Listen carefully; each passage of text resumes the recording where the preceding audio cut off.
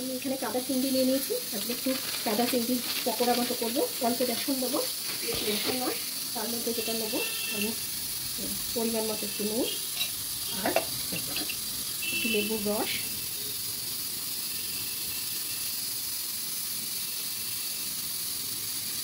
রসুন কুচি, লঙ্কা কুচি, পেঁয়াজ আর বেশ কিছুটা ধনে পাতা দিয়ে আমি এটা ভালো করে মেখে নেব।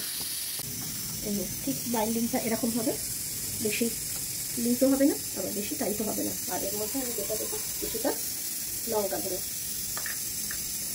গুঁড়ো দিলে এর মধ্যে একটা আলাদা টেস্ট আসবে। এটাকে মেখে আমি 10 মিনিট মতো রেখে দেবো। যেটা ভুলে গেছিলাম, এর মধ্যে আমি একটু কিছুটা সর্ষের তেল অ্যাড করে দেবো, দিয়ে এটা একটু রেখে দেবো। টেস্ট না এবং স্বাস্থ্যের পক্ষেও খুবই ভালো। তেলটা গরম হয়ে গেছে, এবার আমি একদম সুন্দর একটা চটর পটর একদম আমি অল্প অল্প করে প্রথমে লো ফ্লেমে ভাজবো, নাহলে ভেতরটা কাঁচা থাকবে। লো ফ্লেমে একটু ভাজা হয়ে গেলে তারপরে গ্যাসের আঁচটা বাড়িয়ে দিয়ে তারপরে এপিট ওপিট করে ভেজে নেবো। আচ্ছা,